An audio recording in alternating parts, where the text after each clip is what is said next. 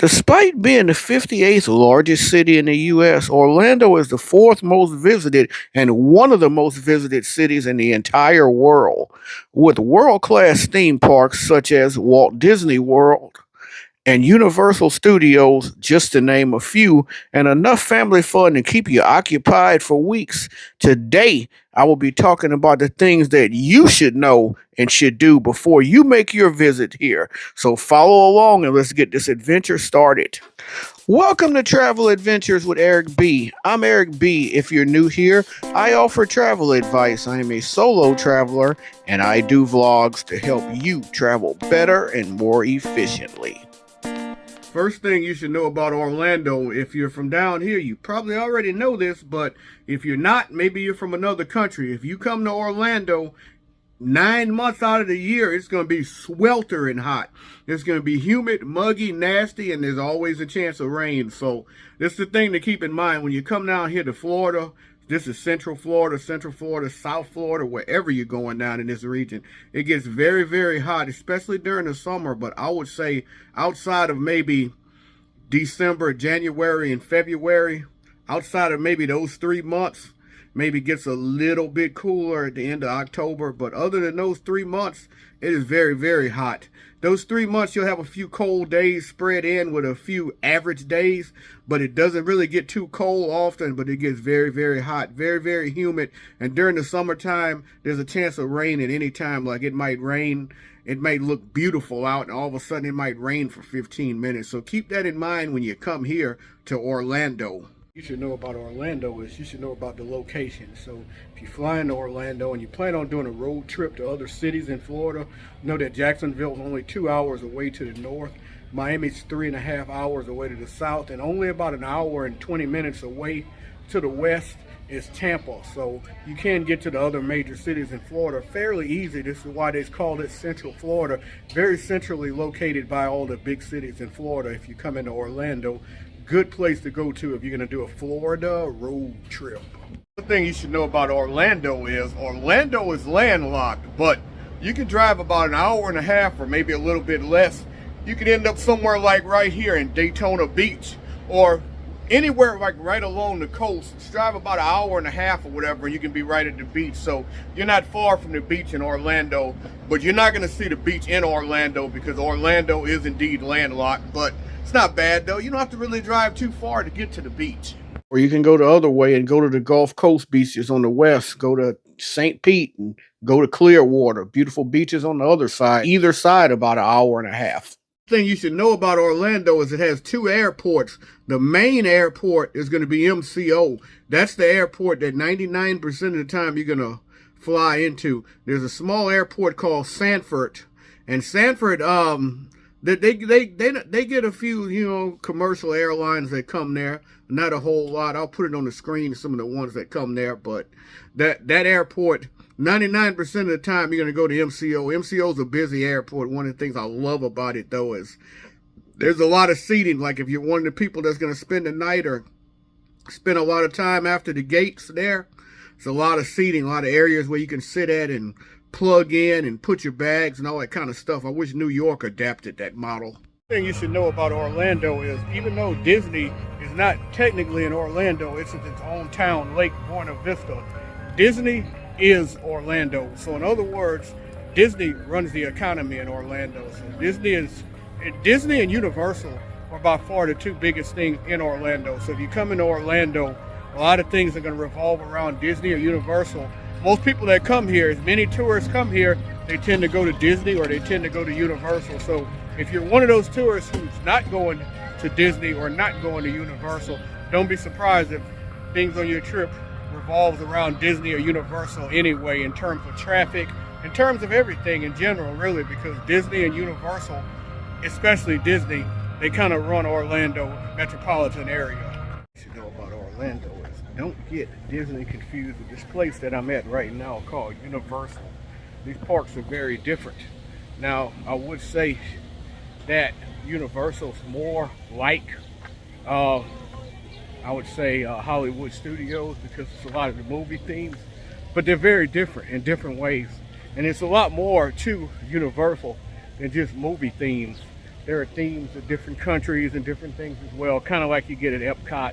So yeah, Universal, and I'm referring to the original Universal. I'm not getting into the different Universals, the Adventures and all of that. But when people think of Universal Studios, sometimes they get it confused with Disney. They're totally different. They are not the same. What you know about Orlando is if you come right here to Universal Studios, you can go on the City Walk, and people will tell you it's absolutely free, but it's $32 to park. So even if you're going to the City Walk and it's free, you're going to pay $32 to park. So keep that in mind. And another thing to know about Universal is, I'm going to include this for free, is when you come to Universal, the ticket prices are going to be kind of about $130, $40. And if you want to go to the Adventure and go see the two parks, it's going to be around $200 or a little under, so similar to Disney.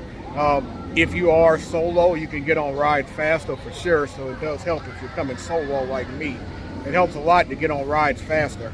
You want to do before you come to Orlando, but you definitely want to research your transportation options. And what I mean by that is, do you need to rent a car? You want to get around Uber. If you rent a car, you're going to have to pay to park a lot, so keep that in mind. You're going to each theme park and they're charging you to park and everything. But you can also just catch Uber around. Uber is expensive these days, not cheap like it used to be.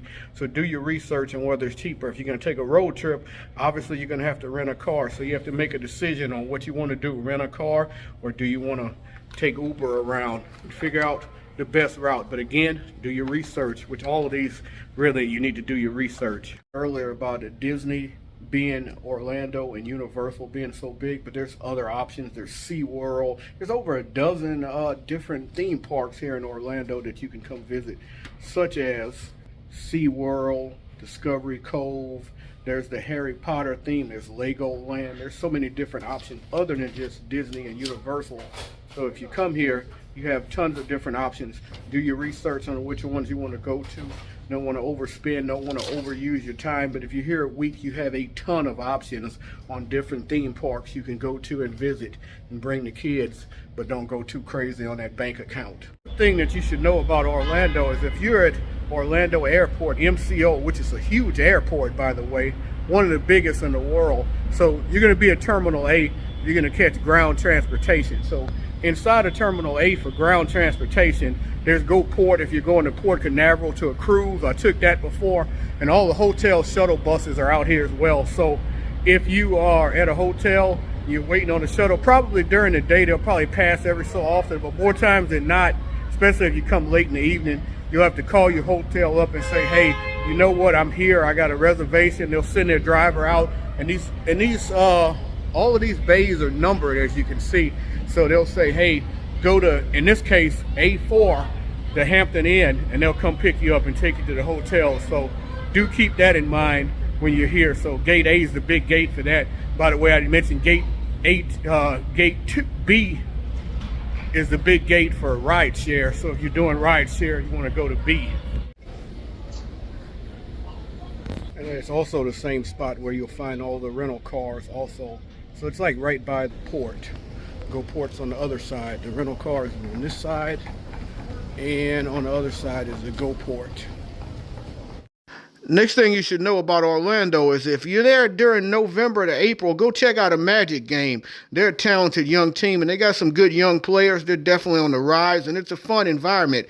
And if basketball's not your thing, you like soccer, go see Orlando City. Go enjoy an Orlando City game. Go hang out and have a good time.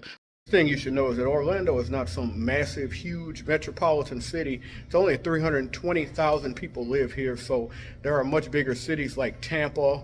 Miami's bigger, Jacksonville's even a lot bigger. The thing about Orlando is you want to come here as a type of vacation where you want to do the theme parks and have a good time in that way. It's not that type of city where it's going to be giant skyscrapers and this big, huge city, but the good thing is you can catch all the concerts and shows that you would catch in any huge major city, and you have an NBA team here, and you have an MLS team here. So, and then you're a short distance from Tampa where you have an NFL team and where you have an NHL team. So you do have a lot of sports here. You have a lot of events in the area and in Orlando. So, but don't expect it to be a huge city with a bunch of skyscrapers. Not a huge city, but a lot to do in terms of theme parks and fun with the kids and everything, or if you're a kid at heart, there's a lot to do too.